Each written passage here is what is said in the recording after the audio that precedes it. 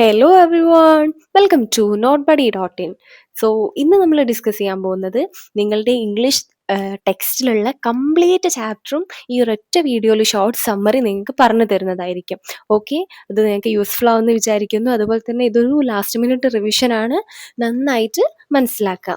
Okay, ഈ എല്ലാ ചാപ്റ്റേഴ്സിൻ്റെ സമ്മറിയും detailed ആയിട്ടുള്ള ക്വസ്റ്റ്യൻ ആൻസറും എല്ലാ കാര്യങ്ങളും നോട്ട്ബഡി.in എന്ന് പറഞ്ഞിട്ടുള്ള വെബ്സൈറ്റിൽ അവൈലബിൾ ആണ്. അതൊന്ന് ചെക്ക് ചെയ്ത് നോക്കാം. ഓക്കെ, പെട്ടെന്ന് തന്നെ ചാപ്റ്ററിലേക്ക് കിടക്കാം.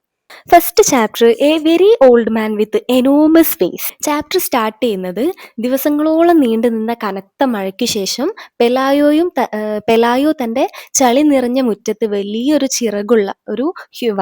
ചിറകുള്ള ഒരു വൃദ്ധനെ കണ്ടെത്തുക. നല്ല പ്രായമുള്ള ഒരു വീക്കായിട്ടുള്ള ഒരു മനുഷ്യനെ കാണുകയാണ്. ആ മനുഷ്യന് വളരെ വീക്കാണ്, അതുപോലെ തന്നെ ഡേർട്ടിയാണ്. അങ്ങനെയാണ് കാണുന്നത്. അയാൾക്ക് വിങ്സ് ഉണ്ടെങ്കിലും അയാൾക്ക് പറക്കാനും കഴിയുന്നില്ല.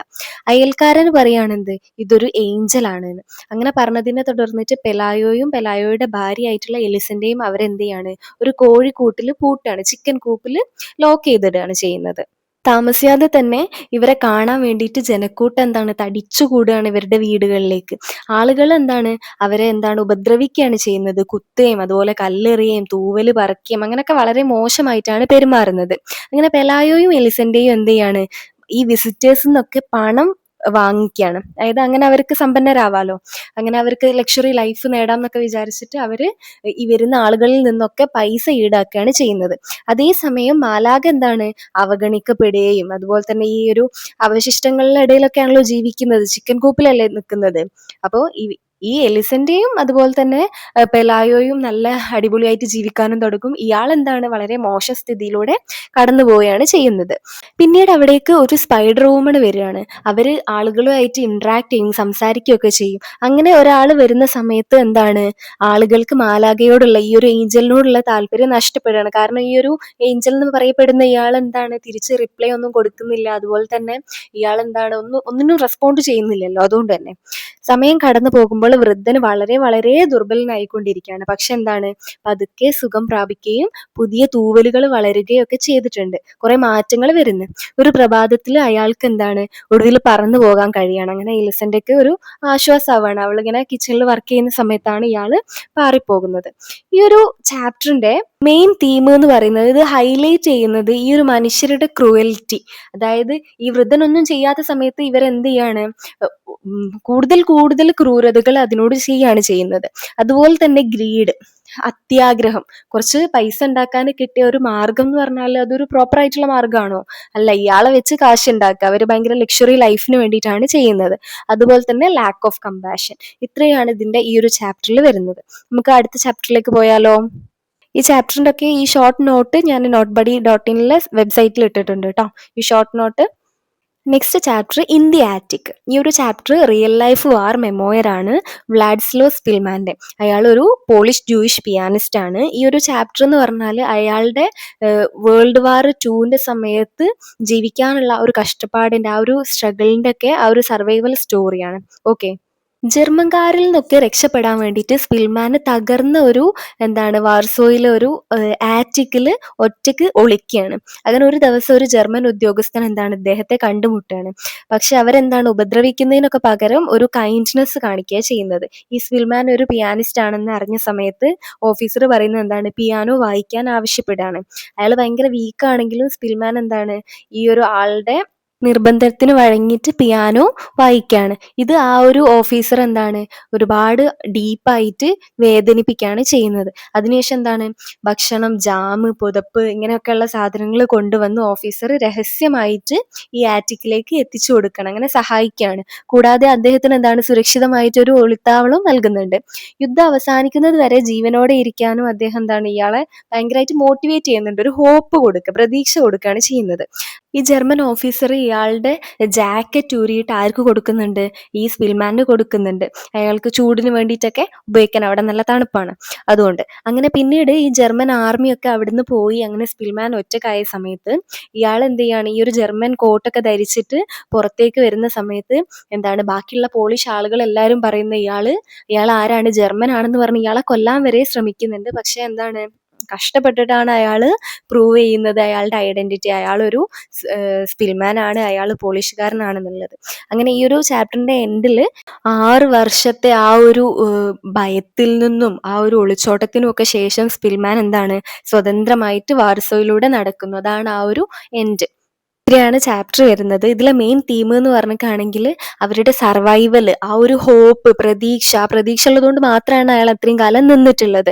അതുപോലെ തന്നെ power of human kindness even during war. ആ ഒരു വാറിന്റെ ടൈമിൽ വരെ ഹ്യൂമൻ കൈൻഡ്നെസ് ആണല്ലേ കാണിക്കുന്നത്. അദ്ദേഹം ആ ഒരു ജർമ്മൻ ഓഫീസറിന് വേണമെങ്കിൽ ഇയാളെ കൊല്ലാമായിരുന്നു, പക്ഷെ കൊല്ലാതെ എന്ത് ചെയ്തിട്ടുണ്ട്, അയാളോട് കരുണ കാണിച്ചിട്ടുണ്ട്. ഇത്രയാണ് ഈ ഒരു ചാപ്റ്റർ വരുന്നത്. പോയംസ് എല്ലാം നമുക്ക് ലാസ്റ്റ് ഡിസ്കസ് ചെയ്യാം. ഇപ്പോൾ ചാപ്റ്ററിൻ്റെതാണ് പറയുന്നത്. Okay, breaking barriers I will fly, ഈ ചാപ്റ്ററാണ് ഇനി നമ്മൾ പറയാൻ പോകുന്നത്. Breaking barriers I will fly എന്ന് പറയുന്നത് ഒരു ഓട്ടോബയോഗ്രഫിക്കൽ സ്പീച്ചാണ് ശ്രീകാന്ത് ബൊല്ലയുടെ. അയാളെന്ന് പറഞ്ഞാൽ വിഷ്വലി ചാലഞ്ചഡ് ആണ്, കണ്ണ് കാണാൻ വളരെ പ്രയാസമുള്ള ഒരാളാണ്. അദ്ദേഹം ഒരു എന്റർപ്രണറും ആണ്. അതുപോലെ തന്നെ ഒരുപാട് സ്ട്രഗിൾസ് ഓവർകം ചെയ്തു വന്നിട്ടുള്ള ഒരു വ്യക്തി കൂടിയാണ്. ഓരോ വർഷവും 20,000 രൂപ മാത്രം വരുമാനമുള്ള ഒരു ഭയങ്കര പുവറായിട്ടുള്ള കർഷക കുടുംബത്തിലാണ് ഇദ്ദേഹം ജനിക്കുന്നത്. അദ്ദേഹത്തിന്റെ ഈ ഒരു കണ്ണ് കാണാത്തത് സമൂഹത്തിനൊക്കെ ഞെട്ടിച്ചിട്ടുണ്ട്. അതുപോലെ തന്നെ പലരും അദ്ദേഹത്തിന് എന്താണ് ഒരു ഭാരമായിട്ടാണ് കാണുന്നത്. എന്നിരുന്നാലും അദ്ദേഹത്തിന്റെ മാതാപിതാക്കളൊക്കെ അദ്ദേഹത്തിനെ നന്നായിട്ട് സപ്പോർട്ട് ചെയ്യുന്നുണ്ട്, നന്നായിട്ട് മോട്ടിവേറ്റ് ചെയ്യുന്നുണ്ട്. ഈ സ്കൂൾ കാലഘട്ടത്തിലൊക്കെ അദ്ദേഹത്തിന് എന്താണ് എല്ലാവരും ഇങ്ങനെ ഒറ്റക്കാക്കുക, അതുപോലെ തന്നെ അയാളെ കൂട്ടാതെ ഇരിക്കുന്ന അങ്ങനത്തെ ഒരു ട്രീറ്റ്മെന്റ് ആണ് ഉണ്ടായിരുന്നത്. പിന്നീട് ഇദ്ദേഹം ഹൈദരാബാദിലെ ഒരു സ്പെഷ്യൽ സ്കൂളിലാണ് പഠിക്കുന്നത്. അവിടെ സ്റ്റഡീസിലും അതുപോലെ സ്പോർട്സിലും ഒക്കെ നന്നായിട്ട് മികവ് പുലർത്തിയിട്ടുണ്ട്. Even doctor APJ Abdul Kalam സാറിനോടൊപ്പം പോലും പ്രവർത്തിച്ചിട്ടുണ്ട്.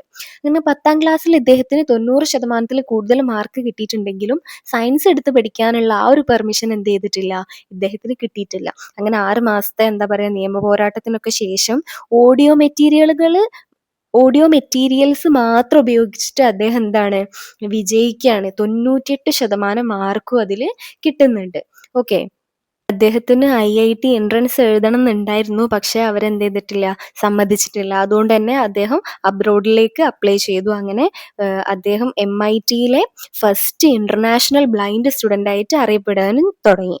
അങ്ങനെ ഗ്രാജുവേഷൻ കഴിഞ്ഞതിന് ശേഷം അദ്ദേഹം വീണ്ടും എന്താണ് ഇന്ത്യയിലേക്ക് തന്നെ വരുവാണ്. US ജോബ് നോക്കാതെ ഇന്ത്യയിലേക്ക് തന്നെ വരുവാണ്. അങ്ങനെ ശ്രീകാന്ത് ഒരു ബൊല്ലാൻഡ് ഇൻഡസ്ട്രീസ് എന്ത് ചെയ്യാണ് തുടങ്ങാണ്. അതിലെന്താണ് ഒരുപാട് 150ഓളം ഡിസേബിൾഡ് ആയിട്ടുള്ള ആളുകൾക്ക് ജോലി നൽകുകയും അതുപോലെ തന്നെ വർഷം തോറും എന്താണ് $1 million സമ്പാദിക്കുകയും ചെയ്യുന്നുണ്ട്. ഓക്കെ, ഇത്രയാണ് ഈ ഒരു ചാപ്റ്റർ വരുന്നത്. ഇതിലെ മെയിൻ തീം എന്ന് പറഞ്ഞാൽ നമുക്ക് ഡിറ്റർമിനേഷനും എഡ്യൂക്കേഷനും ഉണ്ടെന്നുണ്ടെങ്കിൽ, നല്ല കമ്പാഷനും ഉണ്ടെന്നുണ്ടെങ്കിൽ നമുക്ക് എന്ത് ബുദ്ധിമുട്ട് വന്നാലും അതൊക്കെ നമുക്ക് ഓവർകം ചെയ്യാൻ പറ്റും എന്നാണ് പറയുന്നത്. അതുപോലെ തന്നെ ബാക്കിയുള്ള ആളുകളെ എന്ത് ചെയ്യാൻ പറ്റും, സഹായിക്കാനും പറ്റും. ഇത്രയാണ് ഈ ഒരു ചാപ്റ്ററിൽ വരുന്നത്. എ ഫീനിക്സ് റൈസസ്, ഇതാണ് അടുത്ത ചാപ്റ്റർ. ഈ ഒരു ചാപ്റ്റർ റിയൽ ലൈഫ് സ്റ്റോറിയാണ്. അരുണാചലം മുരുകാനന്ദൻ എന്ന് പറഞ്ഞിട്ടുള്ള ആളുടെ റിയൽ ലൈഫ് സ്റ്റോറിനെ ബേസ് ചെയ്തിട്ടുള്ളൊരു സ്റ്റോറിയാണ്. ഇത് ഒരു ഫിക്ഷണൽ ക്യാരക്ടറിലൂടെ, ബബ്ലു എന്ന് പറഞ്ഞൊരു ക്യാരക്ടറിലൂടെയാണ് ഇത് കാണിച്ചു തരുന്നത്. ഓക്കെ, ബബ്ലു ആണ് നമ്മളെ മെയിൻ ക്യാരക്ടർ. അദ്ദേഹം എന്താണ് സ്കൂളിൽ നിന്ന് പെട്ടെന്ന് തന്നെ ഡ്രോപ്പ് ഔട്ട് ആയിട്ടുണ്ട്. അതുപോലെ തന്നെ അദ്ദേഹത്തിന്റെ ഫാദർ പണ്ടേ തന്നെ മരിച്ചിട്ടുണ്ട്. അതുകൊണ്ട് തന്നെ അദ്ദേഹത്തിന് സ്കൂൾ സ്റ്റോപ്പ് ചെയ്യേണ്ടി വരികയാണ്, കാരണം ഫാമിലീനെ സപ്പോർട്ട് ചെയ്യാൻ വേണ്ടിയിട്ട്. അങ്ങനെ അദ്ദേഹം ഗൗരി എന്ന് പറയുന്ന ഒരാളെ മാരി ചെയ്യാണ്, കല്യാണം കഴിക്കുകയാണ്. അങ്ങനെ അയാൾ മനസ്സിലാക്കുകയാണ് ഈ ഗൗരി എന്ന് പറയുന്ന ആള് ഡേർട്ടി ആയിട്ടുള്ള ക്ലോത്ത്സ്, അത്ര വൃത്തിയൊന്നും ഇല്ലാത്ത ക്ലോത്ത്സ് ആണ് ഈ ഒരു പീരീഡ്സിന്റെ സമയത്ത് സാനിറ്ററി പാഡിന് പകരം ഉപയോഗിക്കുന്നത്. കാരണം സാനിറ്ററി പാഡ് എന്താണ് വളരെ എക്സ്പെൻസീവ് ആണ്, ഒരുപാട് പൈസ കൊടുക്കണം. അത് കേട്ടിട്ട് തന്നെ ബബ്ലുവിന് ഭയങ്കര ഡിസ്റ്റർബ് ആവുകയാണ്. അങ്ങനെ അദ്ദേഹം എന്ത് ചെയ്യാണ്, എക്സ്പെരിമെന്റ് ചെയ്യാൻ തുടങ്ങുകയാണ് ലോ കോസ്റ്റ് സാനിറ്ററി പാഡ്സ് ഉണ്ടാക്കാൻ വേണ്ടിയിട്ട്. അദ്ദേഹത്തിന്റെ ആദ്യകാലങ്ങളിലുള്ള അറ്റംപ്റ്റ്സ് എല്ലാം എന്താണ്, ശ്രമങ്ങളൊക്കെ ഫെയിൽ ആവുകയാണ്. അതുപോലെ തന്നെ വില്ലേജേഴ്സ് ഒക്കെ അദ്ദേഹത്തിന്റെ ഈ ഒരു വർക്കിനെ മിസ്അണ്ടർസ്റ്റാൻഡ് ചെയ്യുകയും തെറ്റിദ്ധരിക്കുകയും അതുപോലെ റൂമേഴ്സ് പരത്തുകയും അയാളെ ഭ്രാന്തൻ എന്ന് വരെ വിളിക്കുക വരെ ചെയ്യുന്നുണ്ട്. ഈവൻ അയാളുടെ മദറും വൈഫും വരെ അയാൾ എന്ത് ചെയ്യുന്നുണ്ട്, ലീവ് ചെയ്ത് പോകുന്നുണ്ട്, വിട്ടു പോകുന്നുണ്ട്. അദ്ദേഹം എല്ലാ സ്ഥലത്തും എന്താണ് ഒരു ഒറ്റപ്പെടൽ അനുഭവിക്കുക ചെയ്യുന്നത്. പക്ഷെ ഇതൊന്നും അദ്ദേഹം എന്ത് ചെയ്യുന്നില്ല, കാര്യമാക്കുന്നില്ല. ബബ്ലു വീണ്ടും എന്താണ് അയാളുടെ റിസർച്ച് കണ്ടിന്യൂ ചെയ്യാണ്. അങ്ങനെ അയാൾ കുറെ ടെസ്റ്റിങ്ങും എക്സ്പെരിമെന്റും കാര്യങ്ങളൊക്കെ ചെയ്തപ്പോൾ അയാൾ മനസ്സിലാക്കാണ് ഈ കൊമേഴ്ഷ്യൽ പാഡിലൊക്കെ യൂസ് ചെയ്യുന്ന ഒരു പൈൻവുഡ് പൾപ്പാണ്. അങ്ങനെ ഫൈനലി അയാൾ എന്ത് ചെയ്യാണ്, ഒരു സിമ്പിൾ ലോ കോസ്റ്റ് സാനിറ്ററി നാപ്കിന് ഉണ്ടാക്കുന്ന മെഷീൻ ആളുകൾക്കൊക്കെ ഉപയോഗിക്കാൻ പറ്റുന്ന, അതായത് വില്ലേജേഴ്സിനൊക്കെ പറ്റുന്ന ഒരു സംഭവം ഉണ്ടാക്കുകയാണ്. അയാളുടെ ഈ ഒരു ഇൻവെൻഷൻ എന്താണ്, ഒരുപാട് ഈ ഒരു മെൻസ്ട്രൽ ഹൈജീനിന്റെ കാര്യത്തിൽ ഇമ്പ്രൂവ് ആവുകയും അതുപോലെ തന്നെ വില്ലേജിലുള്ള സ്ത്രീകൾക്ക് എന്താണ് തൊഴിലവസരങ്ങൾ ഉണ്ടാക്കുകയൊക്കെ ചെയ്തിട്ടുണ്ട്. അദ്ദേഹം വളരെയധികം കഷ്ടപ്പെടുന്നുണ്ടെങ്കിലും അതുപോലെ തന്നെ ശരിയായ കാര്യം ചെയ്യുന്നതിൽ അദ്ദേഹം എന്താണ് ഭയങ്കര പ്രൗഡ് ഫീലാണ് അയാൾക്കുള്ളത്. ഇതിലെ മെയിൻ തീം എന്ന് പറഞ്ഞാല് ഡിറ്റർമിനേഷനും സോഷ്യൽ അവയർനെസ്സും അതുപോലെ നല്ല ധൈര്യം ഉണ്ടെന്നുണ്ടെങ്കിൽ നമുക്ക് എന്താണ് സൊസൈറ്റിയിൽ പോസിറ്റീവ് ആയിട്ടുള്ള ചേഞ്ചസ് കൊണ്ടുവരാൻ പറ്റും എന്നാണ് പറയുന്നത്. ഓക്കെ, ഇത്രയാണ് ഈ ഒരു ചാപ്റ്റർ. അടുത്ത നമുക്ക് വാർ എന്ന് പറഞ്ഞിട്ടുള്ള ചാപ്റ്റർ ഡിസ്കസ് ചെയ്യാം. വാർ എന്ന് പറഞ്ഞിട്ടുള്ള ഈ ഒരു ഷോർട്ട് സ്റ്റോറി സെറ്റ് ചെയ്തിട്ടുള്ളത് ഒരു സെക്കൻഡ് ക്ലാസ് റെയിൽവേ ഗാരേജിലാണ്, ഇറ്റലിയിൽ കേട്ടോ. ഇതൊരു ഫസ്റ്റ് വേൾഡ് വാറിന്റെ സമയത്ത് നടക്കുന്ന സ്റ്റോറിയാണ്. ഇതിലെ പാസഞ്ചേഴ്സിൽ കൂടുതൽ ആളുകളും ഈ യുദ്ധത്തിൽ പങ്കെടുക്കുന്ന തങ്ങളുടെ മക്കളെ കാണാൻ വേണ്ടിയിട്ട് യാത്ര ചെയ്യുന്ന പാരൻസ് ആണ്, അല്ലെങ്കിൽ അവരെ പറഞ്ഞയച്ച ശേഷം ഇങ്ങോട്ടേക്ക് മടങ്ങുന്ന പാരൻസ്. ഓക്കെ, അങ്ങനെ ഒരു സ്റ്റേഷനിൽ ഒരു കപ്പിള് പ്രവേശിക്കുകയാണ് ആ ഒരു ട്രെയിനിലേക്ക്. അവരുടെ ഏക മകനെ യുദ്ധത്തിന് അയച്ചതിനോണ്ട് തന്നെ അവരുടെ അമ്മ ഭയങ്കര കൺട്രോൾ ചെയ്യാൻ പറ്റാത്ത രീതിയിൽ കരയാണ്. അവരുടെ ഭർത്താവ് എന്ത് ചെയ്യുന്നുണ്ട്, അവരെ ആശ്വസിപ്പിക്കാനൊക്കെ ശ്രമിക്കുന്നുണ്ട്. ഈ സൈനികരുടെ മാതാപിതാക്കളായിട്ടുള്ള മറ്റ് യാത്രക്കാരെന്താണ് യുദ്ധത്തെക്കുറിച്ച് ചർച്ച ചെയ്യുകയും അതുപോലെ തന്നെ ദേശസ്നേഹത്തിന്റെ ആ ഒരു ആശയങ്ങൾ ഉപയോഗിച്ച് അവരുടെ എന്താ പറയാ, അവർക്ക് ഒരുപാട് വേദനകളുണ്ട് ഈ മക്കൾ മരിക്കാൻ പോവുകയാണെന്ന് അറിയുന്നതിലും അതുപോലെ തന്നെ യുദ്ധത്തിന് പോയിട്ട് തിരിച്ചു വരുമെന്നൊക്കെ ഒന്നും അറിയുന്നില്ല. അപ്പൊ അവർക്ക് ഒരുപാട് ബുദ്ധിമുട്ടുകളുണ്ട്. പക്ഷെ ദേശസ്നേഹം എന്ന് പറഞ്ഞിട്ടുള്ള ആ ഒരു ആശയത്തെ ഉപയോഗിച്ചിട്ട് അവരുടെ വേദനയൊക്കെ എന്ത് ചെയ്യാണ്, അവര് ന്യായീകരിക്കാൻ ശ്രമിക്കുകയൊക്കെ ചെയ്യുന്നുണ്ട്. പിന്നെ ഒരു എന്താ പറയാ തടിച്ച് അതുപോലെ തന്നെ സന്തോഷവാനായിട്ടുള്ള ഒരു മനുഷ്യന് സംസാരിക്കുന്നുണ്ട്. ഒരു മാസം മുമ്പ് തന്റെ സ്വന്തം മകൻ എന്താണ് യുദ്ധത്തിൽ മരിച്ചിട്ടുണ്ട് എന്ന് അദ്ദേഹം പറയാണ്. പക്ഷെ താൻ എന്ത് ചെയ്യുന്നില്ല, ദുഃഖിക്കുന്നില്ല എന്നും പറയുന്നുണ്ട്. അയാൾ ഭയങ്കര പ്രൗഡാണ്, അതുപോലെ തന്നെ അയാൾക്ക് അതിൽ എന്താണ് സന്തോഷമാണുള്ളത് എന്നൊക്കെ പറയുന്നുണ്ട്. രാജ്യത്തിന് വേണ്ടി മരിക്കുന്നത് ഒരു എന്താണ് ഭയങ്കര പ്രൗഡായിട്ടുള്ള ഒരു ത്യാഗമാണെന്നൊക്കെ, മാതാപിതാക്കള് ഭയങ്കരമായിട്ട് സെൽഫിഷ് ആവരുത് എന്നും അതുപോലെ തന്നെ കുട്ടികളെ ഇങ്ങനെയൊക്കെ അയക്കണം എന്നൊക്കെ അദ്ദേഹം പറയുന്നുണ്ട്. അദ്ദേഹത്തിന്റെ കോൺഫിഡന്റ് ആയിട്ടുള്ള വേർഡ്സ് കേട്ടിട്ട് അവിടെയുള്ള എല്ലാവരും സൈലന്റ് ആവുകയാണ്. അതുപോലെ തന്നെ ആ ഒരു കരയുന്ന ഒരു സ്ത്രീയിലായിരുന്നു, ആ ഒരു കപ്പിളിലുള്ള അവരെയും എന്ത് ചെയ്യുന്നുണ്ട്, ഇവരുടെ വേർഡ്സ് ഇൻഫ്ലുവൻസ് ചെയ്യുന്നുണ്ട്. അങ്ങനെ അവർ ചോദിക്കുകയാണ്, നിങ്ങളുടെ സണ്ണ് ശരിക്കും മരിച്ചോ എന്ന്. ആ ഒരു ശരിക്കും മരിച്ചോ എന്ന് ചോദിക്കുന്നത് കേൾക്കുന്ന സമയത്ത് തന്നെ ആ മനുഷ്യൻ എന്ത് ചെയ്യാണ്, പെട്ടെന്ന് ബ്രേക്ക് ഡൗൺ ആവുകയാണ്. അതായത് ഭയങ്കരമായിട്ട് കരയാണ്, ഭയങ്കരമായിട്ട് ടീയേഴ്സ് വരുന്നുണ്ട് എന്നാണ് പറയുന്നത്. അത് കാണിക്കുന്നത് എന്താണ്, അദ്ദേഹത്തിന്റെ ശരിക്കുമുള്ള സ്വഭാവത്തിൽ അദ്ദേഹത്തിന് എന്താണ് ശരിക്കും മകന് മരിച്ചതിൽ സങ്കടമുണ്ട്. അയാൾ അത് മറച്ചു വെച്ചിട്ടാണ് ഇത്ര നേരം സംസാരിച്ചിട്ടുണ്ടായിരുന്നത്. ഇത്രയാണ് ഈ ഒരു ചാപ്റ്ററിൽ ഉള്ളത്. അതായത് ഇതിലെ മെയിൻ തീം എന്ന് പറയുന്നത് രാജ്യസ്നേഹവും അതുപോലെ തന്നെ മനുഷ്യന്റെ ഇമോഷൻസും തമ്മിലുള്ളൊരു വ്യത്യാസമാണ്. നമ്മൾ എത്രയൊക്കെ ദേശസ്നേഹം കാര്യമൊക്കെ പറഞ്ഞാലും നമ്മളുടെ ഉള്ളിലുള്ള ആ ഒരു ട്രൂ ഇമോഷൻസ് എന്താണ് അതുമായിട്ട് നേരെ പോയിക്കൊള്ളണമെന്നില്ല. കാരണം ഇവിടെ തന്നെ എന്താണ് അദ്ദേഹം ഒരുപാട് പറയുന്നുണ്ട്, എനിക്ക് സങ്കടമൊന്നുമില്ല, ഞാൻ പ്രൗഡാണ് എന്നൊക്കെ പറയുന്നുണ്ട്. പക്ഷെ പെട്ടെന്ന് ആള് മരിച്ചോ എന്ന് ചോദിക്കുന്ന സമയത്ത് അയാൾ എന്താണ് കരയാണ് ചെയ്യുന്നത്. അതുപോലെ തന്നെ യുദ്ധം മൂലം ഉണ്ടാകുന്ന വേദനയും കരച്ചിലും കാര്യങ്ങളും ഒക്കെ അതും ഈ ഒരു കഥ നമ്മളെ കാണിച്ചു തരുന്നുണ്ട്. സോ നമുക്ക് അടുത്ത ചാപ്റ്ററിലേക്ക് പോയാലോ. A piece of a string എന്ന് പറഞ്ഞിട്ടുള്ള ഈ ഒരു കഥ ഫ്രഞ്ച് ഗ്രാമമായിട്ടുള്ള ഗോഡർവില്ലയിൽ ഒരു മാർക്കറ്റ് ഡേയിലാണ് നടക്കുന്നത്. ഇതിൽ പറയുന്നത് തെറ്റായ ആരോപണങ്ങളും അതുപോലെ തന്നെ പൊതുജനങ്ങളുടെ വിശ്വാസമില്ലായ്മയും ഒരു വ്യക്തിയുടെ ജീവിതത്തെ എങ്ങനെയാണ് നശിപ്പിക്കുന്നത്, ഡിസ്ട്രോയ് ചെയ്യുന്നത് എന്നാണ് ഇത് കാണിക്കുന്നത്. ഓക്കെ, ഈ ചാപ്റ്ററിലെ മെയിൻ ക്യാരക്ടർ ഹോച്ച്കോം ആണ്. അദ്ദേഹം വളരെ സത്യസന്ധനായിട്ടുള്ള ഒരു മനുഷ്യനാണ്, എന്നാൽ കുറച്ച് എന്താണ് പിശുക്കും ഉണ്ട്. ഓക്കെ, അങ്ങനെ അദ്ദേഹം ആ ഒരു മാർക്കറ്റിൽ നിന്ന് ആ ഒരു സ്ഥലത്ത് നിന്ന് എന്ത് ചെയ്യാണ്, ഒരു പീസ് ഓഫ് സ്ട്രിങ്, ഒരു നൂൽ കഷ്ണം കാണാണ്. അദ്ദേഹം അത് എപ്പോഴെങ്കിലും യൂസ്ഫുൾ ആവുമെന്ന് വിചാരിച്ചിട്ട് അത് എടുത്ത് പോക്കറ്റിലിടും. അദ്ദേഹത്തിന്റെ ശത്രുവായിട്ടുള്ള മാലന്റൈൻ ഇത് കാണുകയും ചെയ്യുന്നുണ്ട്. പിന്നീട് ഒരു പോക്കറ്റ് ബുക്ക് നഷ്ടപ്പെടുകയാണ് അവിടെ വെച്ചിട്ട്. അപ്പോൾ ഹോച്ച്കോം ആണ് അത് മോഷ്ടിച്ചിട്ടുള്ളതെന്ന് മാലന്റൈന് ആരോപിക്കുകയാണ്. അങ്ങനെ അദ്ദേഹത്തിന്റെ മേയർ വിളിപ്പിക്കുകയും അവിടെ ചെല്ലുന്ന സമയത്ത് നിങ്ങളത് മോഷ്ടിച്ചോ എന്നൊക്കെ ചോദിക്കുമ്പോൾ ഇയാൾ പറയുന്നുണ്ട് ഞാനൊരു കഷ്ണം നൂല് മാത്രമേ എടുത്തിട്ടുള്ളൂ എന്ന്. പക്ഷെ ആരും എന്ത് ചെയ്യുന്നില്ല, അദ്ദേഹത്തിനെ വിശ്വസിക്കുന്നില്ല. അങ്ങനെ ഈ ഒരു പോക്കറ്റ് ബുക്ക് എന്ത് ചെയ്യുന്നുണ്ട്, മറ്റൊരാള് ഉടൻ തന്നെ കിട്ടുന്നുണ്ട് മറ്റൊരാളെ കയ്യിൽ നിന്നും. എന്നിട്ട് പോലും എന്ത് ചെയ്യുന്നില്ല, ഗ്രാമവാസികളും മേയറും ഒന്നും ഹോച്ച്കോമിനെ വിശ്വസിക്കുന്നില്ല. അവര് സംശയിക്കുന്നുണ്ട്. അതായത് ഹോച്ച്കോം എടുത്തിട്ട് വേറൊരാളിൽ കൊടുത്തതാണ്. അങ്ങനെയൊക്കെ ആളുകൾ പലതും ചിന്തിച്ചു കൂട്ടുകയാണ് ചെയ്യുന്നത്. തന്റെ നിരപരാധിത്വം എന്ത് ചെയ്യുന്നില്ല, തെളിയിക്കാൻ വേണ്ടിയിട്ട് അയാൾ എത്ര തന്നെ ശ്രമിക്കുന്നുണ്ടെങ്കിലും ആരും അദ്ദേഹത്തിന് എന്ത് ചെയ്യുന്നില്ല, വിശ്വസിക്കുന്നില്ല. ആളുകളുടെ ഈ ഒരു പരിഹാസവും കളിയാക്കലും എല്ലാം ഇദ്ദേഹത്തിനെ ഭയങ്കര ഡിപ്രസ് ആക്കി, അതുപോലെ തന്നെ രോഗബാധിതനാക്കുകയും ചെയ്യുന്നുണ്ട്. അവസാനം ഹോച്ച്കോം എന്താണ്, ഹൃദയം തകർന്നിട്ടാണ് മരിക്കുന്നത്. അപ്പോഴും താൻ ഒരു കഷ്ണം നൂല് മാത്രമേ എടുത്തിട്ടുള്ളൂ എന്ന് അദ്ദേഹം പറയുന്നുണ്ട്. ഇങ്ങനെ റിപ്പീറ്റ് ചെയ്തുകൊണ്ടേ ഇരിക്കുന്നുണ്ട്, a piece of string, a piece of string. ഇതിലെ തീം എന്ന് പറയുന്നത് ഈ സംശയിക്കപ്പെടുന്നതിന്റെ പേരിൽ ഉണ്ടാവുന്ന ഡേഞ്ചർ, ഈ അപകടം, അതുപോലെ തന്നെ ഈ ഒരു പബ്ലിക്കിന്റെ ജഡ്ജ്മെന്റ് കൊണ്ട് വരുന്ന ബുദ്ധിമുട്ടുകള്, പ്രയാസങ്ങള്, അതുപോലെ മെയിൻ ആയിട്ട് വരുന്നത് മിസ്അണ്ടർസ്റ്റാൻഡിങ്ങിന്റെ പേരിൽ വരുന്ന പ്രശ്നങ്ങൾ. ഓക്കെ, എത്രയാണ് ഇതിന്റെ ഒരു തീം എന്ന് പറയുന്നത്. ഇനി നമുക്ക് നെക്സ്റ്റ് ചാപ്റ്റർ നോക്കിയാലോ. ശകുന്തളം എന്ന് പറഞ്ഞിട്ടുള്ളത് കാളിദാസന്റെ അഭിജ്ഞാന ശകുന്തളത്തിൽ നിന്ന് എടുത്തിട്ടുള്ള ഒരു എക്സ്ട്രാക്റ്റ് ആണ്. ഈ ഒരു മനുഷ്യരും നേച്ചറും തമ്മിലുള്ള ആ ഒരു ഐക്യം, ആ ഒരു ഹാർമണിയാണ് ഇത് കാണിക്കുന്നത്. ദുഷ്യന്തൻ വേട്ടയാടുന്ന സമയത്ത് സന്യാസിമാർ അവരുടെ ആശ്രമത്തിലെ ഒരു മാനിനെ കൊല്ലരുതെന്ന് മുന്നറിയിപ്പ് കൊടുക്കുകയാണ്. ആ ഒരു മുന്നറിയിപ്പ് കേൾക്കുന്ന സമയത്ത് രാജാവ് എന്ത് ചെയ്യാണ്, വേട്ടയാടുന്നത് സ്റ്റോപ്പ് ചെയ്യാണ്. ആ ഒരു മുനിമാര്, അതായത് ആ ഒരു സന്യാസിമാര് അദ്ദേഹത്തിന്റെ ആ ഒരു കാരുണ്യത്തെ എന്ത് ചെയ്യാണ്, പ്രശംസിക്കുകയും അതുപോലെ തന്നെ ശകുന്തളം താമസിക്കുന്ന ആ ഒരു കണ്വ മുനിയുടെ ആശ്രമത്തിലേക്ക് അദ്ദേഹത്തെ ക്ഷണിക്കുകയും ചെയ്യാണ്. ആ ആശ്രമത്തില് കിങ് വളരെ റെസ്പെക്ട്ഫുള്ളി ആണ് അവിടെ ബിഹേവ് ചെയ്യുന്നത്. അതുപോലെ തന്നെ അവിടെയുള്ള മനുഷ്യരുടെയും മൃഗങ്ങളുടെയും ബേർഡ്സിന്റെയും ഒക്കെ പീസ്ഫുൾ ലൈഫ് അദ്ദേഹം വളരെയധികം ഒബ്സർവ് ചെയ്യുന്നുമുണ്ട്.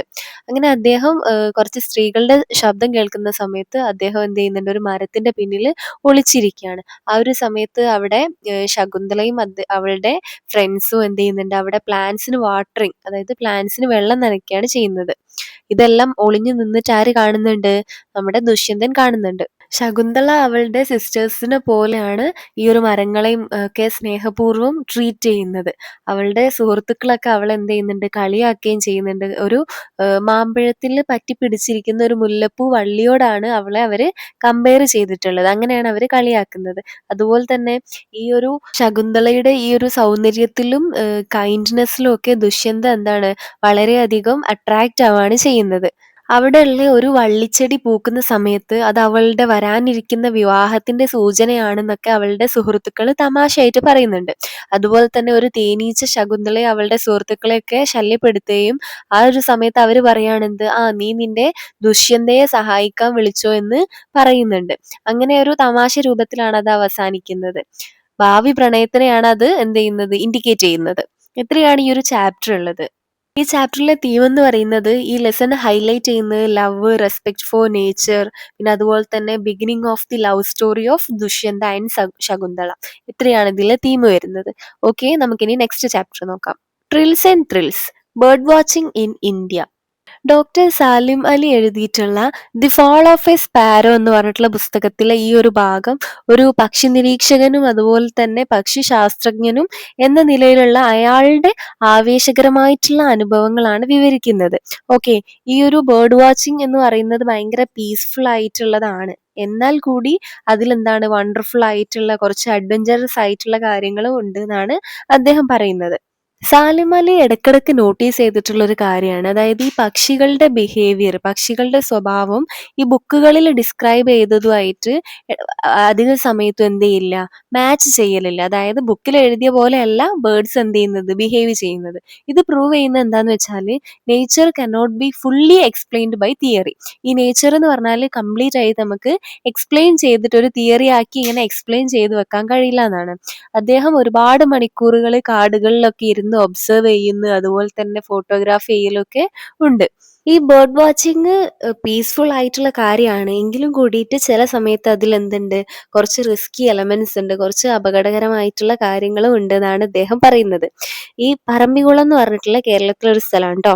അദ്ദേഹവും അതുപോലെ തന്നെ അദ്ദേഹത്തിന്റെ കൂടെ ഒമറോൾഫ് എന്ന് പറഞ്ഞിട്ടുള്ള ഒരാളും ഉണ്ടായിരുന്നു. ഇവർ രണ്ടുപേരും ഒരു വൈൽഡ് എലിഫന്റ് അവരുടെ നേർക്ക് വരുന്നത് കണ്ട് പേടിച്ചിട്ട് എന്ത് ചെയ്തിട്ടുണ്ട്, ഓടിപ്പോയിട്ടുണ്ട്. പക്ഷെ ആനിമൽ എന്ത് ചെയ്തിട്ടുണ്ട്, ആ ഒരു ആന അത് നേരെ നടന്നു പോവാണ് ചെയ്തിട്ടുള്ളത്. കാരണം ഇവര് ഒന്നും അങ്ങോട്ടേക്ക് ഉപദ്രവിക്കാൻ പോയിട്ടില്ല. അതുകൊണ്ട് തന്നെ ആ ആന എന്ത് ചെയ്യുന്നിട്ടില്ല, ഇവരെയും ഉപദ്രവിക്കുന്നില്ല. അത് കാണിക്കുന്നത് സാധാരണഗതിയിൽ ആനിമൽസ് ഒന്നും എന്ത് ചെയ്യില്ല, പെട്ടെന്ന് തന്നെ അറ്റാക്ക് ചെയ്യൂല. അവരെ ബുദ്ധിമുട്ടിപ്പിച്ചാലാണ് അത് അറ്റാക്ക് ചെയ്യുക. പിന്നീട് വേറൊരു ഇൻസിഡന്റ് പറയുന്നുണ്ട്. ഹിമാലയത്തിലെ മാനസരോവർ തടാകത്തിനടുത്തുള്ള ഒരു ഇൻസിഡന്റ്. അവിടെ അദ്ദേഹം മഞ്ഞ നിറമുള്ള ഒരു യുഹീന, അതായത് ഒരു ബേർഡാണ്. നമ്മളെ ടെക്സ്റ്റ് ബുക്കിൽ അതിന്റെ ഫോട്ടോ എല്ലാം ഉണ്ട്. പക്ഷേ ഇങ്ങനെ ഒബ്സർവ് ചെയ്തിരിക്കുന്ന സമയത്ത് അവരൊരു കുന്നിന്റെ മുകളിൽ നിന്ന് വീഴാൻ നിൽക്കുകയാണ്. പക്ഷെ എന്താണ്, ഒരു കല്ല് അവരുടെ കാലിന്റെ അടിയിൽ നിന്ന് വഴുതിയതുകൊണ്ട് അത് താഴേക്ക് വീണ്. അത് കാരണം അവരെന്ത് ചെയ്യണം, ആ ഒരു അപകടം മനസ്സിലാക്കിയിട്ട് അവിടുന്ന് രക്ഷപ്പെടുകയാണ്. അതുകൊണ്ട് തന്നെ അദ്ദേഹം വളരെയധികം പേടിച്ചിട്ടുണ്ട് ആ ഒരു ഇൻസിഡന്റിൽ നിന്ന്. ഇത്രയും കാര്യങ്ങളാണ് ഈ ഒരു ചാപ്റ്ററിൽ നമുക്ക് പഠിക്കാനുള്ളത്. ഇനി നമുക്ക് അടുത്ത ചാപ്റ്റർ നോക്കാം. Beloved Boles. മാക്സിം ഗോർക്കിയുടെ ബിലവഡ് ബോൾസ് എന്ന് പറഞ്ഞിട്ടുള്ള കഥ ഈ ലോൺലിനെസ്സും അതുപോലെ തന്നെ മനുഷ്യന്റെ ആ ഒരു കൈൻഡ്നെസ്സിനെ ഒക്കെ കുറിച്ചിട്ടുള്ള ഒരു സ്റ്റോറിയാണ്. മോസ്കോയിലെ ഒരു വിദ്യാർത്ഥിയായിട്ടുള്ള നമ്മളെ നരേറ്റർ തെരേസ എന്ന് പറഞ്ഞ ഒരു പോളിഷ് സ്ത്രീയുടെ ഓപ്പോസിറ്റിലാണ് താമസിക്കുന്നത്. സ്റ്റാർട്ടിങ്ങിൽ നമ്മളെ നരേറ്റർക്ക് തെരേസിനെ അധികം ഇഷ്ടമില്ല. കാരണം അവള് കുറച്ച് റഫായിട്ടാണ് കാണപ്പെടുന്നത്. അതുപോലെ തന്നെ സംസാരിക്കുന്നതൊക്കെ കുറച്ച് ഹാഷായിട്ടാണ്. ചില സമയത്ത് ഡ്രങ്ക് ആയിട്ടും കാണപ്പെടാറുണ്ട്. അങ്ങനെ ഒരു ദിവസം തെരേസ കുറച്ച് മടിയോടുകൂടി അദ്ദേഹത്തോട്, നമ്മളെ നരേറ്ററോട് ചോദിക്കുകയാണ്, എനിക്കൊരു ലെറ്റർ എഴുതി തരുമോന്ന്. അത് ആർക്കാണ് എഴുതേണ്ടത്? അവളുടെ ലവറായിട്ടുള്ള ബോളസിനാണ് എഴുതേണ്ടത്. അവൾക്ക് എഴുതാൻ കഴിയാത്തത് കൊണ്ടാണെന്നും പറയുന്നുണ്ട്. നരേറ്റർ ആകെ വണ്ടർ ആവാണ്. കാരണം അദ്ദേഹം ഒരിക്കലും വിചാരിച്ചിട്ടില്ല ഈ ഒരു സ്ത്രീക്ക് ഒരു ലവർ ഉണ്ടാവുമെന്നും ഇങ്ങനത്തെ ഒക്കെ ഒരു സിറ്റുവേഷൻ ആയിരിക്കും എന്ന് അദ്ദേഹം വിചാരിക്കുന്നില്ല. പിന്നീട് ബോളസിൽ നിന്നും ഒരു മറുപടി ലെറ്റർ എഴുതാൻ അവള് ഈ ഒരു നരേറ്ററോട് ആവശ്യപ്പെടുകയാണ്. ഈ നരേറ്റർ ആദ്യം ദേഷ്യപ്പെടുകയാണ് ചെയ്യുന്നത്. പക്ഷെ എന്താണ്, താമസിയാതെ അദ്ദേഹത്തിന് സത്യം മനസ്സിലാവുകയാണ്. അതായത് ബോളസ് എന്ന് പറഞ്ഞ ഒരാള് എക്സിസ്റ്റ് ചെയ്യുന്നില്ല. ഇവരുടെ ഒരു ഇമാജിനറി ക്യാരക്ടറാണ് ഈ ഒരു ബോളസ് എന്ന് പറയുന്ന ആള്. അതായത് ഡീപ്പായിട്ടുള്ള ആ ഒരു ലോൺലിനെസ്സിൽ നിന്നാണ് തെരേസ എന്ത് ചെയ്തിട്ടുള്ളത്, ഇങ്ങനെ ഒരാളെ ഉണ്ടാക്കി എടുത്തിട്ടുള്ളത്. ഇയാളുടെ ലോൺലിനെസ് കുറയ്ക്കാൻ വേണ്ടിയിട്ട് അപ്പുറത്തൊരാൾ തന്നെ സ്നേഹിക്കാനുണ്ട് എന്നൊക്കെ സ്വയം ആശ്വസിക്കാൻ വേണ്ടിയിട്ട് ഇവർ തന്നെ ഉണ്ടാക്കിയിട്ടുള്ളതാണ് ഈ ഒരു ബോൾസ് എന്ന് പറഞ്ഞിട്ടുള്ള ഈ ഒരു കഥാപാത്രം. ഈ ഒരു സഹതാപം തോന്നിയിട്ട് ഈ ഒരു നമ്മളെ നരേറ്റർ അവളെ ആശ്വസിപ്പിക്കാൻ വേണ്ടിയിട്ട് എന്ത് ചെയ്യാണ്, ബോളസിന് തിരിച്ചും കത്തുകൾ എഴുതുന്നത് കണ്ടിന്യൂ ചെയ്യാണ്. തെരേസ എന്താണ്, വളരെ സന്തോഷത്തോടെ കത്തുകൾ എന്ത് ചെയ്യുന്നുണ്ട്, ശ്രദ്ധിക്കുന്നുണ്ട്. പിന്നീട് അവള് അറസ്റ്റിലാവുകയും ഈ നരേറ്ററുടെ ലൈഫിൽ നിന്ന് ഡിസപ്പിയർ ആവുകയും ചെയ്യുന്നത്. ഇത്രയാണ് നമ്മളെ സ്റ്റോറി വരുന്നത്. ഈ സ്റ്റോറിയിലെ തീം എന്ന് പറയുന്നത് ലോൺലിനെസ്, അതുപോലെ തന്നെ ഡീപ്ലി നീഡ് ഫോർ ലവ്. നമുക്ക് നമ്മളൊരാളെ സ്നേഹിക്കാനുണ്ട് എന്ന് അറിയുന്നതൊക്കെ വളരെ വലിയ കാര്യമാണ് അല്ലേ. അതുപോലെ തന്നെ ഈ ഒറ്റപ്പെടൽ, പിന്നെ അതുപോലെ കൈൻഡ്നെസ്, അതുപോലെ തന്നെ സൊസൈറ്റീൻ്റെ ആ ഒരു മിസ്അണ്ടർസ്റ്റാൻഡിങ് കാര്യങ്ങൾ, ജഡ്ജ്മെന്റ്, ഇതൊക്കെ ഇതിലെ തീമായിട്ട് വരുന്നുണ്ട്. ഓക്കെ, ഇത്രയാണ് ഈ ഒരു ചാപ്റ്റർ വരുന്നത്. ഇനി നമുക്ക് നെക്സ്റ്റ് ചാപ്റ്ററിലേക്ക് പോകാം. പ്രിഫറൻസ് നാഷണൽ എന്ന് പറഞ്ഞിട്ടുള്ള ഈ ഒരു സ്റ്റോറി ഫ്രാൻസിൽ ജീവിക്കുന്ന ഇമിഗ്രൻസ്, അതായത് കുടിയേറ്റക്കാരുടെ ജീവിതത്തിൽ അവർ നേരിടുന്ന റേസിസും അതുപോലെ തന്നെ ഐഡന്റിറ്റി ക്രൈസിസും ഒക്കെ എന്താണ്, വളരെ ശക്തമായിട്ട് അവതരിപ്പിക്കുന്ന ഒന്നാണ്. ഈ കഥയിലെ നരേറ്റർ ഒരു സെനഗൽ സ്വദേശിയായിട്ടുള്ള ഒരു സ്ത്രീയാണ്. അവൾ ഒരു ഫ്രഞ്ച് പുരുഷനുമായിട്ട് വിവാഹിതയായിരുന്നു. വിവാഹം ചെയ്തിട്ടുണ്ടെങ്കിലും അവൾക്ക് ഫ്രാൻസിൽ എന്താണ്, സിറ്റിസൺഷിപ്പ് കിട്ടുന്നില്ല. കാരണം മിസ്റ്റർ ബോർഡേഴ്സ് എന്ന് പറയുന്നുണ്ട് ഇതിൽ. അതെന്താണെന്ന് വെച്ചാൽ ഒരു പുതിയ നിയമം വന്നതാണ്. ആ നിയമപ്രകാരം വിദേശികളായിട്ടുള്ള സ്പൗസസിന്, അതായത് ഭാര്യയ്ക്ക് അല്ലെങ്കിൽ ഭർത്താവിന് 2 വർഷം വരെ കാത്തിരിക്കണം എന്ത് കിട്ടാന്, അവിടുത്തെ സിറ്റിസൺഷിപ്പ് കിട്ടാൻ വേണ്ടിയിട്ട്. ഇത് അവളെ എന്താണ്, വളരെയധികം വേദനിപ്പിക്കുകയാണ്. അവള് പരിഹാസത്തോടെ ഇങ്ങനെ പറയുന്നുണ്ട് എന്ന് വെച്ചാല്, എന്റെ പൂച്ചയ്ക്ക് പോലും ഫ്രാൻസിൽ എന്താണ് പേപ്പേഴ്സ് അതുപോലെ തന്നെ സിറ്റിസൺഷിപ്പ് കിട്ടും, പക്ഷെ എന്താണ് എനിക്ക് കിട്ടുന്നില്ല എന്നാണ്. ഓക്കെ, അതവിടെ ആ ഒരു റേസിസം ആണ് കാണിച്ചു തരുന്നത്. ഒരു പൂച്ചയുടെ കളറും അവളുടെ കളറും രണ്ടും വ്യത്യസ്തമാണ്. അതുകൊണ്ട് തന്നെ പൂച്ചക്ക് കിട്ടിയാൽ പോലും എനിക്ക് കിട്ടുന്നില്ല എന്നാണ് പറയുന്നത്. പിന്നീട് അവള് ഒരു ജോലി അന്വേഷിക്കാൻ തുടങ്ങുകയാണ്.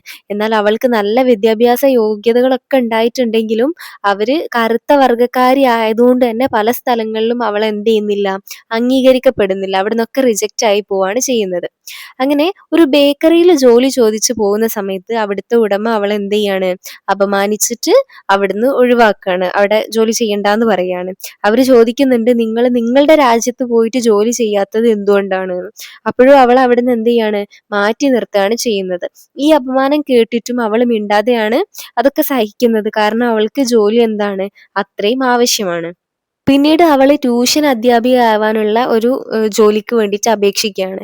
അവിടെയും എന്താണ്, അവളെ യൂറോപ്യൻ ടൈപ്പ് പേഴ്സൺ ആണ് ആവശ്യം എന്ന് പറഞ്ഞിട്ട് അവിടുന്ന് റിജക്റ്റ് ചെയ്യാണ് ചെയ്യുന്നത്. അതായത് യൂറോപ്യൻ രൂപമുള്ള ഒരാളെ മാത്രമേ അവര് എന്ത് ചെയ്യുന്നുള്ളൂ, ആഗ്രഹിക്കുന്നുള്ളൂ എന്നാണ് പറയുന്നത്. അതായത് ഈ കളർ അല്ല വേണ്ടത്, യൂറോപ്യൻസ് കുറച്ചുകൂടി വൈറ്റ് ആണല്ലോ, അവരെയാണ് ആവശ്യം എന്നാണ് പറയുന്നത്. അവളെ അപമാനിച്ച സമയത്ത് അവള് തന്റെ ആത്മാഭിമാനം, ആ ഒരു സെൽഫ് റെസ്പെക്ട് നിലനിർത്തി മര്യാദയോടെയാണ് മറുപടി പറയുന്നത്. ഈ കഥയിലെ പരിഹാസകരമായിട്ടുള്ള ഒരു എന്താ പറയാ സംഭവം എന്ന് പറയുന്നത്, അവളുടെ വെളുത്ത വർഗ്ഗക്കാരിയായിട്ടുള്ള സുഹൃത്ത് അതേ ജോലിക്ക് അപേക്ഷിക്കുന്ന സമയത്ത് അവളെ എന്ത് ചെയ്യാണ്, ഉടൻ സ്വീകരിക്കുകയാണ് ചെയ്യുന്നത്. പിന്നെ ആ സുഹൃത്ത് നരേറ്ററോട് നിനക്ക് ക്ലീനർ ജോലി കിട്ടുമെന്ന് ഞാൻ ചോദിക്കട്ടെ എന്ന് ചോദിക്കുന്നുണ്ട്. ഈ ഒരു സംഭവം എന്താണ്, സൊസൈറ്റിയിലെ വംശീയ വിവേചനം വളരെയധികം വ്യക്തമാക്കിയിട്ടാണ് കാണിച്ചു തന്നിട്ടുള്ളത്. ഓക്കെ, ഇത്രയാണ് ഈ ഒരു ചാപ്റ്ററിൽ നമുക്ക് പഠിക്കാനുള്ളത്. ഇതിലെ പ്രധാന ആശയം, അതായത് തീം എന്ന് പറയുന്നത് റേഷ്യൽ ഡിസ്ക്രിമിനേഷൻ, അതുപോലെ തന്നെ ഹിപ്പോക്രസി, കൂടാതെ ഈ കുടിയേറ്റക്കാരുടെ ആത്മാഭിമാനം നിലനിർത്താനുള്ള പോരാട്ടം, ഇതൊക്കെയാണ് കാണിക്കുന്നത്. ഓക്കെ ആണല്ലോ, ഇതാണ് നമ്മളെ ചാപ്റ്റേഴ്സ് കംപ്ലീറ്റ് ഇപ്പൊ കഴിഞ്ഞിട്ടുണ്ട്. ഇനി നമുക്ക് പോയത്തിലേക്ക് കടക്കാം. ഫ്രണ്ട്സ് റോമൻ കൺട്രിമെൻ, ഈ പോമാണ് നമ്മൾ ഡിസ്കസ് ചെയ്യാൻ പോകുന്നത്. സോ ഫസ്റ്റ് സ്റ്റാൻസിൽ Antony ask the people to listen, അവിടെയുള്ള ആളുകളോടൊക്കെ ശ്രദ്ധിക്കാൻ പറയാണ്. അദ്ദേഹം പറയുന്നത് അയാൾ വന്നിട്ടുള്ളത് സീസറിനെ അടക്കം ചെയ്യാനാണ്, അല്ലാതെ അയാളെ പ്രൈസ് ചെയ്യാനല്ല, അയാളെ പ്രശംസിക്കാൻ വേണ്ടിയിട്ടല്ല എന്ന് പറയുന്നുണ്ട്. പിന്നെ അതുപോലെ തന്നെ അദ്ദേഹം ഇങ്ങനെ റിപ്പീറ്റ് ചെയ്തുകൊണ്ട് പറയുന്നുണ്ട്, ബ്രൂട്ടസ് സീസറിനെ വിളിച്ചിട്ടുള്ളത് അംബീഷ്യസ് ആണെന്നും, അതായത് അത്യാഗ്രഹിയാണെന്നും, അതുപോലെ ബ്രൂട്ടസിനെ ഹോണറബിൾ മാൻ എന്നും പറയുന്നുണ്ട്. ഹോണറബിൾ എന്ന് പറഞ്ഞാല് ബഹുമാനപ്പെട്ട, അതൊരു ഐറോണിക്കലി ആണ് പറയുന്നത്. പിന്നെ അതുപോലെ തന്നെ അദ്ദേഹം ആളുകളിൽ ഡൗട്ട് ഉണ്ടാക്കാൻ, ആളുകളുടെ മനസ്സിൽ, അവിടെയുള്ള കൂടിയിട്ടുള്ള ജനങ്ങളുടെ മനസ്സിലൊക്കെ ഒരു ഡൗട്ട് ഉണ്ടാക്കാനും തുടങ്ങിയിട്ടുണ്ട്. സെക്കൻഡ് സ്റ്റാൻസിൽ പറയുന്നത് എന്താന്ന് വെച്ചാല്, സീസർ വളരെ ഫെയ്ത്ത്ഫുൾ ആണ്, അതുപോലെ തന്നെ കൈൻഡും ആണെന്ന് അദ്ദേഹം പറയുന്നുണ്ട്. അയാൾ പറയുന്നുണ്ട് അവിടെയുള്ള റോമിലേക്ക് വെൽത്ത് കൊണ്ടുവന്നിട്ടുണ്ട്, പണം കൊണ്ടുവന്നിട്ടുണ്ട്. അതുപോലെ തന്നെ അയാൾ എന്താണ്, പാവങ്ങളെ കണ്ടാൽ അയാളുടെ മനസ്സ് അലിയുമായിരുന്നു എന്നും പറയുന്നുണ്ട്. ഇതൊന്നും എന്താണ്, അംബീഷ്യസ് ആയിട്ടുള്ള ഒരാൾ ചെയ്യുന്ന കാര്യമാണോ? അല്ല. എന്നിട്ടും ആന്റണി വീണ്ടും റിപ്പീറ്റ് ചെയ്യാണ് എന്ത്, ബ്രൂട്ടസ് ഒരു ഹോണറബിൾ മാൻ ആണ് എന്നുള്ളത്. ഇത് ഒരു തമാശ രൂപത്തിലാണ്, അതായത് കളിയാക്കുന്ന രൂപത്തിലാണ് അദ്ദേഹം ഉപയോഗിക്കുന്നത്. ഓക്കെ, തേർഡ് സ്റ്റാൻസിൽ ആന്റണി ആളുകളെ ഓർമ്മിപ്പിക്കുകയാണ്, സീസർ 3 തവണ കിരീടം കൊടുത്തിട്ട് ക്രൗൺ എന്ത് ചെയ്തിട്ടുണ്ട്, റിഫ്യൂസ് ചെയ്യാണ് ചെയ്തിട്ടുള്ളത്, അതായത് വേണ്ടാന്ന് പറയാണ് ചെയ്തിട്ടുള്ളത്. അയാൾ അംബീഷ്യസ് ആയിരുന്നെങ്കിൽ ആ ക്രൗൺ അയാൾ നിഷേധിക്കുമോ എന്നാണ് ചോദിക്കുന്നത്. അപ്പോഴൊക്കെ ആളുകൾ എന്ത് ചെയ്യാൻ തുടങ്ങുകയാണ്, ബ്രൂട്ടസ് പറഞ്ഞ കാര്യങ്ങളൊക്കെ റീതിങ്ക് ചെയ്യാൻ തുടങ്ങുകയാണ്. അയാൾ പറഞ്ഞത് സത്യമാണോ കളവാണോ എന്ന് ചിന്തിക്കാൻ തുടങ്ങുകയാണ്. ഫോർത്ത് സ്റ്റാൻസയിൽ ആന്റണി പറയാണ്, ആളുകളെല്ലാം ഒരു സമയത്ത് സീസറെ ഇഷ്ടപ്പെട്ടിരുന്നു എന്നുള്ളത്. അതുപോലെ തന്നെ ഇപ്പൊ എന്തുകൊണ്ടാണ് അവരൊന്നും കരയാത്തത് എന്നും അദ്ദേഹം ചോദിക്കുന്നുണ്ട്. അത് പറയുന്ന സമയത്ത് അയാൾ വളരെയധികം ഇമോഷണൽ ആയിട്ട് അവിടെ ഇങ്ങനെ സ്റ്റോപ്പ് ചെയ്യാണ് ചെയ്യുന്നത്. ആ സമയത്ത് അയാൾ പറയുന്നുണ്ട്, എന്റെ ഹൃദയം ഇപ്പോ സീസറിന്റെ കൂടെയാണെന്ന്. ഈ ഒരു സംഭവം എന്താണ്, അവിടെയുള്ള ആളുകളിലൊക്കെ ഒരു സിമ്പതി നിറയ്ക്കാണ് ചെയ്തിട്ടുള്ളത്. ഇത്രയാണ് ഈ ഒരു പോയത്തിൽ വരുന്നത്. ഇതിലെ മെയിൻ തീം എന്ന് പറയുന്നത് പവർ ഓഫ് സ്പീച്ച് ആൻഡ് പെർസ്യൂഷൻ. ആ ഒരു സ്പീച്ച് കൊണ്ട് ആളുകളുടെ മനസ്സ് മാറ്റാൻ പറ്റി അല്ലെ. അതുപോലെ തന്നെ ലോയാലിറ്റി ആൻഡ് ബെട്രയൽ, അതായത് സത്യസന്ധതയും അതുപോലെ തന്നെ ചതിയും, പിന്നെ manipulation of public opinion. Okay, ഇതിലെ മെയിൻ പോയറ്റിക് ഡിവൈസസ് എന്ന് പറയുന്നത് റെപ്യൂട്ടേഷൻ തന്നെയാണ്. അതിലെന്താ വരുന്നത്, ബ്രൂട്ടസ് ഈസ് എൻ ഓണറബിൾ മാൻ എന്ന് റിപ്പീറ്റ് ചെയ്തുകൊണ്ട് പറയുന്നുണ്ട്.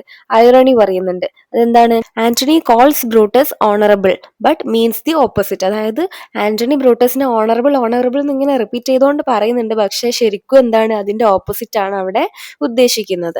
പിന്നീട് ഇതിൽ വരുന്ന ഒന്നാണ് റെട്ടോറിക്കൽ ക്വസ്റ്റ്യൻ. അതെന്ന് പറഞ്ഞാല് ഉത്തരം കിട്ടണമെന്നില്ല, പക്ഷെ എന്താണ്, ചോദ്യം ചോദിക്കുക എന്ന് തന്നെ ചെയ്യും. Did this in Caesar seems ambitious, അതായത് സീസറിൽ ഈ കാര്യങ്ങളൊക്കെ അംബീഷ്യസ് ആയിട്ട് തോന്നിയോ എന്ന് ചോദിക്കുന്ന ഒരു ചോദ്യം. ഓക്കെ, അതിന് ഉത്തരം വേണമെന്ന് അവര് ഉദ്ദേശിക്കുന്നില്ല, ജസ്റ്റ് ക്വസ്റ്റ്യൻ ചോദിക്കുകയാണ് ചെയ്യുന്നത്. ഇത്രയാണ് ഈ ഒരു ചാപ്റ്ററിൽ വരുന്നത്. ഇനി നെക്സ്റ്റ് പോകാൻ നോക്കാം. ദ സീഡ്ലിംഗ് എന്ന് പറഞ്ഞിട്ടുള്ള പോയത്തിലെ ഫസ്റ്റ് സ്റ്റാൻസയിൽ പറയുന്നത് ഒരു ചെറിയ വിത്ത് ഡാർക്ക് ആയിട്ടുള്ള മണ്ണിൽ ഒരു ക്വയറ്റ് നിശബ്ദമായിട്ട് കിടക്കുകയാണ്.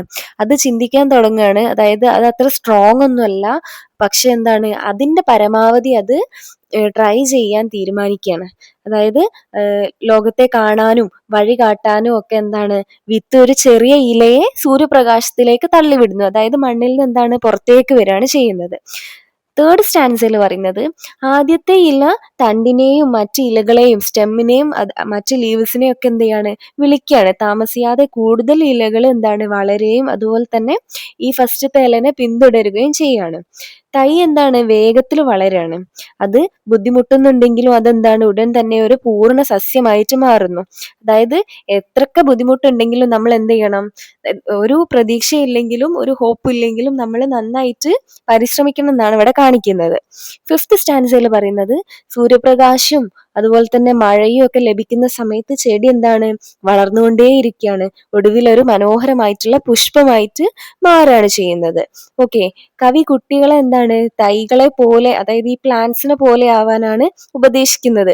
എപ്പോഴും നിങ്ങളുടെ പരമാവധി ചെയ്യുകയും അതുപോലെ തന്നെ ജീവിതത്തിലെ ജോലിയൊക്കെ എന്താണ് പങ്കിടുകയൊക്കെ ചെയ്യണം എന്നാണ് പറയുന്നത്. നമ്മൾ നമ്മളുടെ ഏറ്റവും ബെസ്റ്റ് ആയിട്ട് ചെയ്യാൻ ശ്രമിച്ചാല് നമ്മളെ ഹാർഡ് ടൈംസിൽ, നമ്മളെ പ്രോബ്ലം വരുന്ന ടൈംസിൽ നേച്ചർ, അതായത് സൂര്യനും മഴയൊക്കെ നമ്മളെ ഹെൽപ്പ് ചെയ്യും എന്നാണ് പറയുന്നത്. നിങ്ങൾ കണ്ടിന്യൂസ് ആയിട്ട് ട്രൈ ചെയ്താൽ നിങ്ങൾ നല്ല മനോഹരവും അതുപോലെ തന്നെ നന്മയുള്ള ഒന്നായിട്ട് വളരും എന്നാണ് ഇവിടെ പോയറ്റ് പറയുന്നത്. ഓക്കെ, ഇത്രയാണ് ഈ ഒരു പോം വരുന്നത്.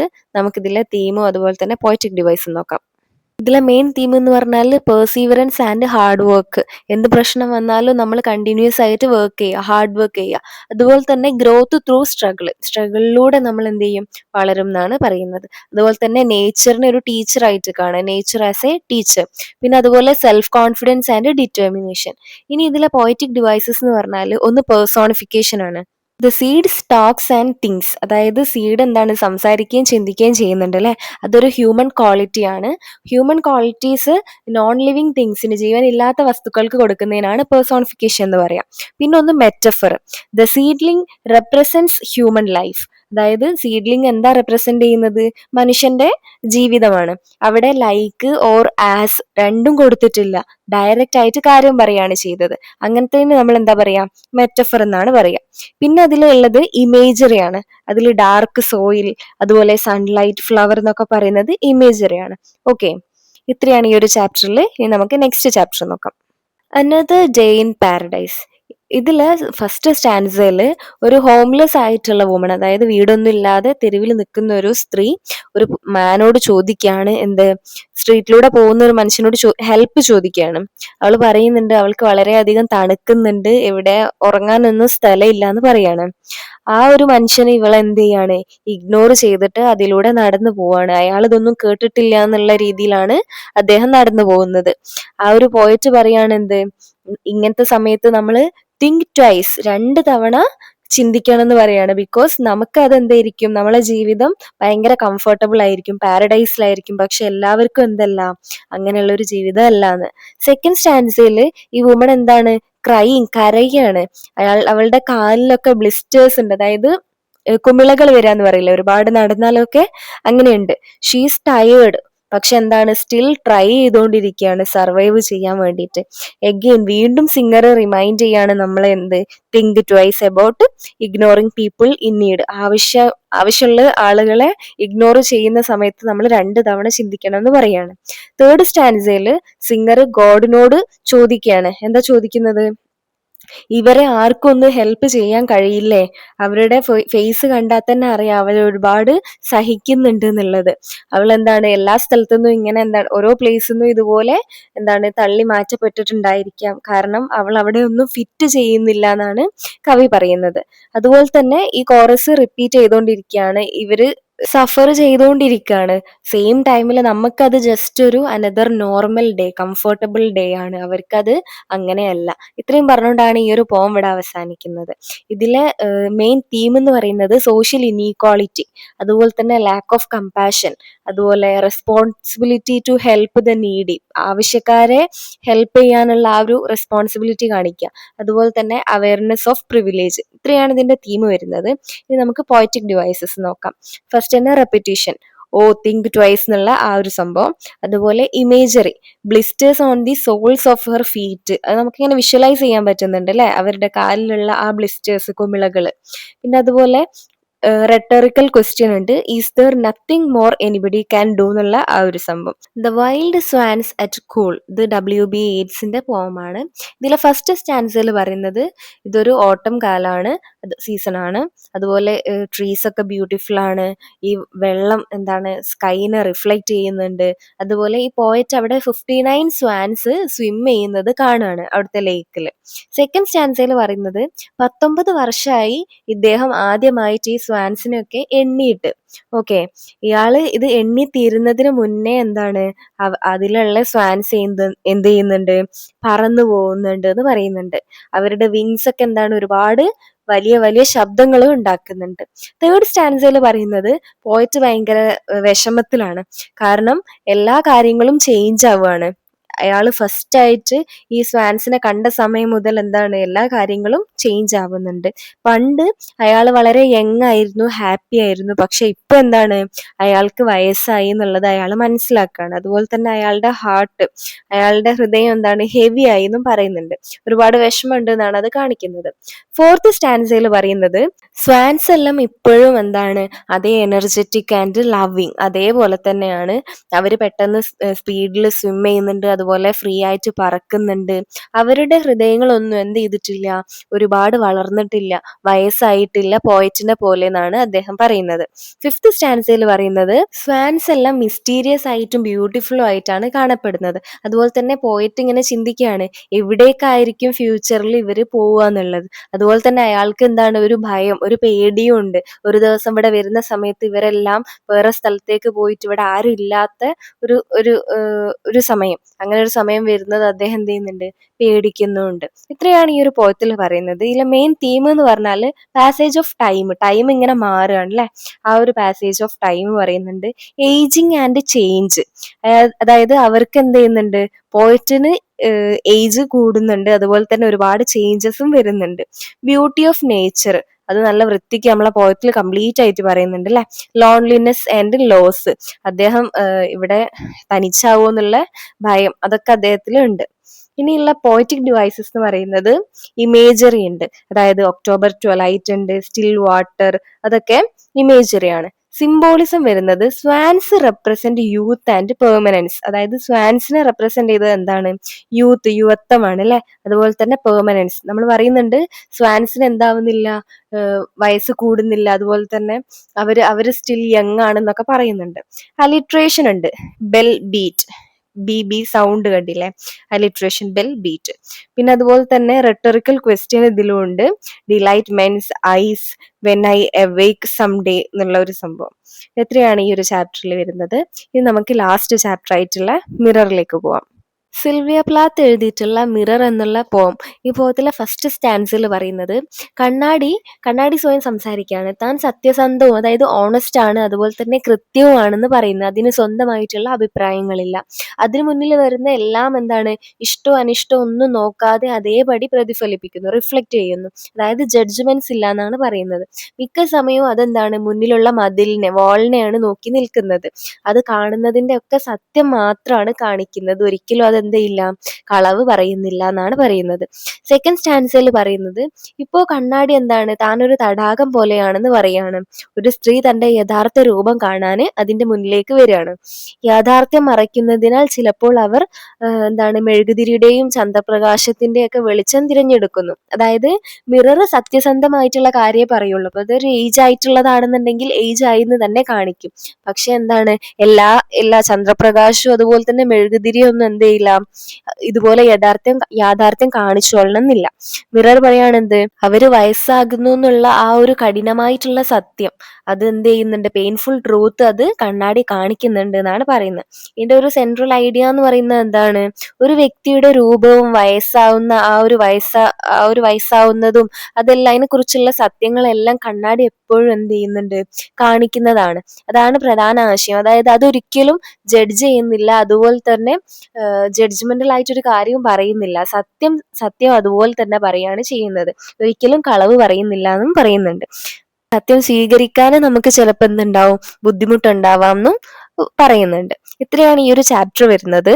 ഇതിലെ മെയിൻ പോയറ്റിക് ഡിവൈസസ് എന്ന് പറയുന്നത് ഒന്ന് പേഴ്സോണിഫിക്കേഷൻ ആണ്. അതായത് ഹ്യൂമന്റെ ക്വാളിറ്റി ഒരു നോൺ ലിവിങ് തിങ് ആയിട്ടുള്ള മിററിന് ഉണ്ട് എന്ന് പറയാണ്. അതായത് മിറർ എന്ത് ചെയ്യുന്നുണ്ട്, സ്പീക്സ്, സംസാരിക്കുന്നുണ്ട്, ഹ്യൂമനെ പോലെ സംസാരിക്കുന്നുണ്ട്.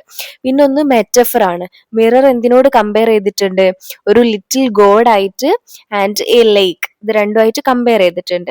അതുപോലെ ഇമേജറി ഉണ്ട്, വിഷ്വൽ ഇമേജസ് ലൈക്ക് പിങ്ക് വാൾ പറയുന്നുണ്ട്, ലേക്ക്, കാൻഡിൽസ്, മൂണ്, ടെറിബിൾ ഫിഷ് ഒക്കെ പറഞ്ഞിട്ടുണ്ട്. ഇതൊക്കെ എന്താണ്, ഇമേജറി ആണ്. പിന്നെ സിംബോളിസം ഉണ്ട്. മിറർ എന്തിനാണ് സിംബലൈസ് ചെയ്യുന്നത്, ട്രൂത്തും റിയാലിറ്റിയും.